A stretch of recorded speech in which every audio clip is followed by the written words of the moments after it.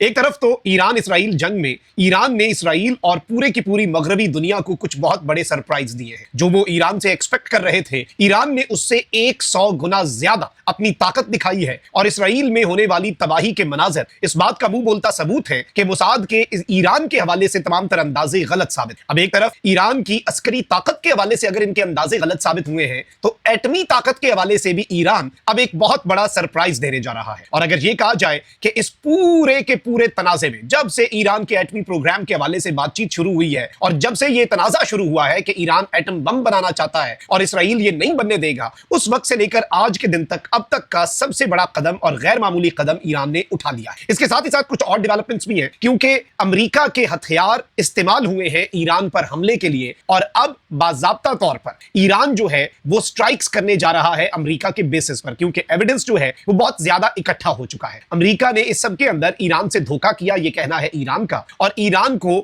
Basically امریکہ نے کیا یہ کہ دھوکہ دے کر اسرائیل سے اٹیک کروایا اور خود تھوڑا سا پیچھے ہٹ گیا۔ یہ ایران کے اندر سوچ پائی جاتی ہے۔ تو اب جو ڈیولپمنٹ سامنے آ رہی ہے وہ تشویشناک ہے۔ اس کے ساتھ ہی ساتھ ایران کے میزائلوں کے حوالے سے اسرائیل کے اپنے وزیر دفاع کا اعتراف کہ ایران کے پاس بہت بڑے بڑے ذخیرے ابھی بھی ہیں، وہ بھی آپ کے سامنے رکھیں گے، جبکہ ایران میں موساد کے ایک ایجنٹ کو تختہ دار پر لٹکا دیا گیا ہے، موساد کے ایجنٹ کو پھانسی دی گئی ہے۔ وہ ڈیولپمنٹ بھی میں آپ کے سامنے رکھتا ہوں۔ سب سے پہلے تو ناظرین کرام، ایران جو ہے اس کی طرف سے اسرائیل پر جو حملے ہیں، جیسے ہی صبح ہوتے حملے ایک مرتبہ پھر جاری ہوئے، اس کے بعد اسرائیل کے اندر جو تباہی کے مناظر ہیں یہ ایگزیکٹلی اسی طرز کے تباہی کے مناظر ہیں جس طرح کے مناظر ہم اس سے پہلے غزہ کے اندر دیکھا کرتے تھے جہاں پر اسرائیل بمباری کرتا تھا۔ اور اب جو اسرائیل کی ڈیفنس فورسز ہیں وہ جو میپ جاری کرتے ہیں نا کہ یہاں پر سائرن بج رہے ہیں اسرائیل کے اندر، اب وہ میپ کے اندر مقامات انکریز ہوتے جا رہے ہیں، وہ میپس جو ہیں وہ خطرناک ہوتے جا رہے ہیں۔ اسرائیل کا ہر کونا جو ہے وہ اس وقت خطرے میں ہے، ہر کونا جو ہے وہ انڈر اٹیک ہے۔ اب تو یہاں تک ہمارے پاس رپورٹ آئی ہے ناظرین کرام کہ اس سے پہلے آپ کو پتا ہے کہ ایران نے ان کے GHQ پر، ان کے پینٹاگون پر حملہ کیا، ان کے فوجی ہیڈ کوارٹر پر، اور اب یہ خبر آ رہی ہے کہ نیوتم ایئر بیس جو ہے جسے پوری دنیا کے سب سے سیکیور ایئر بیس کے طور پر دیکھا جاتا ہے، پوری دنیا کا سب سے سیکیور ایئر بیس، ایران نے وہاں پر بھی ہٹ کیا ہے۔ آپ یہاں سے اندازہ کریں کہ یہ کتنا بڑا سرپرائز۔ اچھا بائی دی وے میں آپ کو یہ بتاؤں کہ اب جو خطرناک رپورٹ کا میں نے حوالہ دیا، اب وہ رپورٹ کیا ہے؟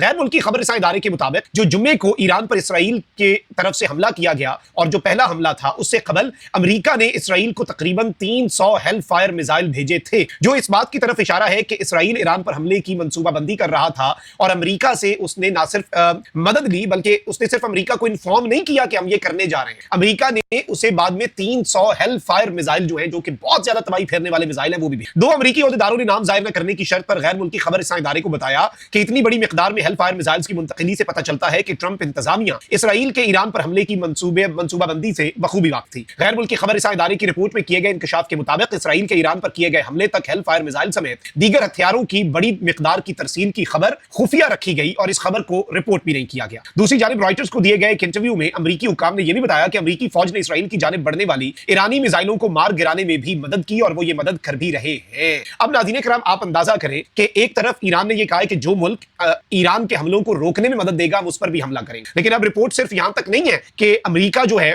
وہ ایران کے حملے روک رہا ہے بلکہ ایران پر ہونے والے حملوں میں سہولت کاری بھی کر رہا ہے۔ برطانیہ کے حوالے سے رشیا آلریڈی کہہ چکا ہے کہ اس نے سائپرس میں اپنا بیس پرووائڈ کیا، ایئر بیس اسرائیل کو، تاکہ وہ اپنے طیارے وہاں پر چھپا سکے اور ایران کو کسی بھی طرح سے ان سٹرائکس کا پتہ نہ چلے۔ اب یہاں سے آپ اندازہ کریں، برطانوی وزیر خزانہ جو ہے اس نے بھی سٹیٹمنٹ دے دیا کہ ایران کے ساتھ تنازع میں ہم اسرائیل کی مدد کر سکتے ہیں، یعنی اب تک جو مدد تھی وہ خفیہ تھی، لیکن اب ٹرمپ بھی اشارہ دے رہا ہے، برطانیہ بھی اشارہ دے رہا ہے کہ ہم کھل کر اس جنگ میں آ سکتے ہیں۔ اب یہاں سے آپ اندازہ کریں کہ صورتحال کیا ہے اور کتنی تشویشناک اور صورتحال کتنی خطرناک ان دی کمنگ ڈیز ہو سکتی ہے۔ اچھا بائی دی وے یہاں پر ایک اور چیز ہوئی، ہو یہ رہا ہے کہ اسرائیل کے اندر جو تباہی ہے وہ اسرائیل کے لیے سرپرائز تھا، اسرائیل کے لیے انپریسیڈنٹڈ تھی، اسرائیل ایکسپیکٹ نہیں کر رہا تھا، یہ سب کچھ تو ہمیں پتا ہے۔ اب اسرائیل کے اندر سے یہ بتایا گیا ہے کہ پولیس جو ہے اسے ٹاسک دے دیا گیا ہے اور ٹائمز آف اسرائیل سے رپورٹ کر رہا ہے کہ وہ لوگ جو میزائل سٹرائک کی لوکیشنز کو فلم کر رہے ہیں ہم ان لوگوں کو گرفتار کر لیں گے، ان لوگوں کو پکڑ لیں گے، اور یہ لوگ جو ہیں یہ سیکیورٹی لیپس کا باعث بن رہے ہیں کیونکہ اچھا اب یہ ہو کیا رہا ہے، بیسیکلی یوں لگ رہا ہے کہ دیکھیں جہاں پر سٹرائک ہو گئی وہاں پر اب ایران کو کیا اور انٹیلیجنس ملنی ہے وہاں سے، یہ انٹیلیجنس کا معاملہ نہیں ہے، یہ بیسیکلی نقصان اور ڈیمیج جو ہے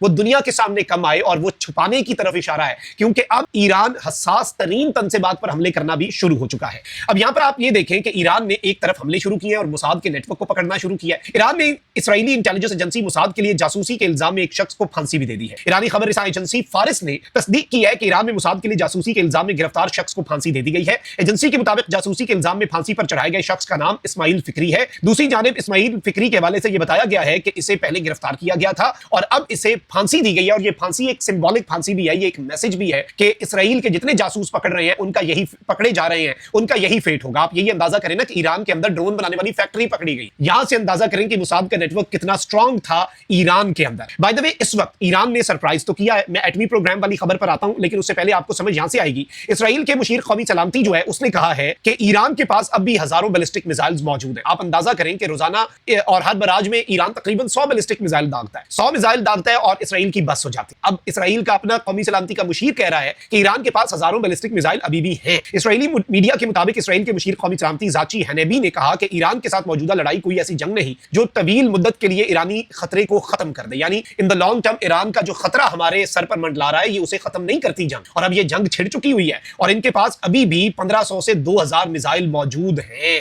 यानी ये कल भी रात पूरी रात जो है इनकी मिसाइल फैसिलिटीज पर हमला करते रहे, ईरान के मिसाइल के लॉन्चिंग पैड्स और स्टोरेज फैसिलिटीज जो है उन्हें तबाह करते रहे। अब इनकी ये इंटेलिजेंस है कि अभी भी 2000 है, लेकिन हमारे पास ये खबर है कि इससे भी ज्यादा है। बाय द वे इस वक्त ईरान के पास जो मिसाइल है उन मिसाइलों के अंदर सेजल मिसाइल है, उनके अंदर खैबर मिसाइल है, फिर इमाद मिसाइल बड़ा तबाहकुन है, फिर जो शहाब 3 मिसाइल है ये बड़ा तबाहकुन है, गदर मिसाइल बहुत इंपॉर्टेंट है, फिर पावे मिसाइल, फतह 2 मिसाइल, खैबर शिकन और हाज कासिम। बाय द वे ये खबरें तो हम आपके सामने रख चुके हैं कि खैबर शिकन और हाज कासिम ये दोनों इस्तेमाल हुए हैं और ये तबाहकुन मैन्यूवरेबिलिटी वाले मिसाइल्स हैं। ये चीज आप याद रखिएगा, इन्हें ट्रैक करना, इन्हें इंटरसेप्ट करके तबाह करना ऑलमोस्ट इंपॉसिबल है। अच्छा, अब यहां पर इंपॉर्टेंट चीज ये हुई है कि कल इन्होंने फर्दों के जो ईरान का न्यूक्लियर वहां पर एक यूनिट है उस पर हमला किया, जिसके बाद जलजले के झटके भी महसूस किए गए करीबी शहर कुम में। लेकिन मैंने आपको कल रात को जो व्लॉग बनाया था उसमें बता दिया था कि सरफेस के ऊपर ईरान का तो कुछ है ही नहीं, वो तो सिर्फ अलामती है। असल चीजें अंडरग्राउंड है। अंडरग्राउंड अटैक्स के लिए डायरेक्ट अमेरिका को अपने बमबार तैयारे भेजने पड़ेंगे, तब जाकर उसे नुकसान पहुंच सकता है। इसराइल के पास ये कैपेबिलिटी नहीं। अब आईएईए जो है इंटरनेशनल एटॉमिक एनर्जी एजेंसी, उसने स्टेटमेंट दे दिया है कि भाई जुम्मे को जो नुकसान पहुंचा,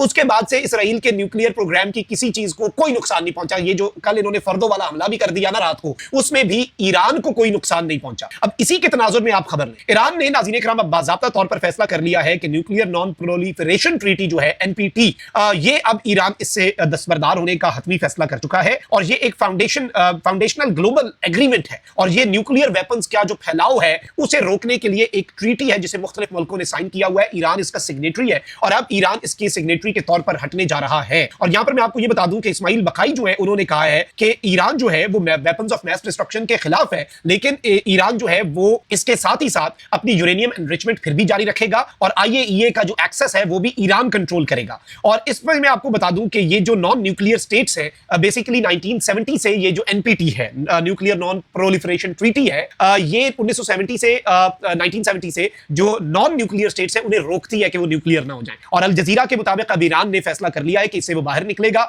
इसके बाद ईरान आजाद हो जाएगा। इंटरनेशनल जो कुछ ऑब्लिगेशंस होती है, एक मुल्क ने साइन की होती है ट्रीटी, रिस्पेक्ट करना पड़ता है उसे। तो अब ईरान यूं लग रहा है कि इसराइल ने जो कहा ना कि दे वर hours away from becoming a nuclear nation, इसलिए हमने हमला किया। घंटों का मामला था, ईरान ने एटमी हमला कर देना था, ईरान ने एटमी धमाका, एटमी तजुर्बा कर देना था।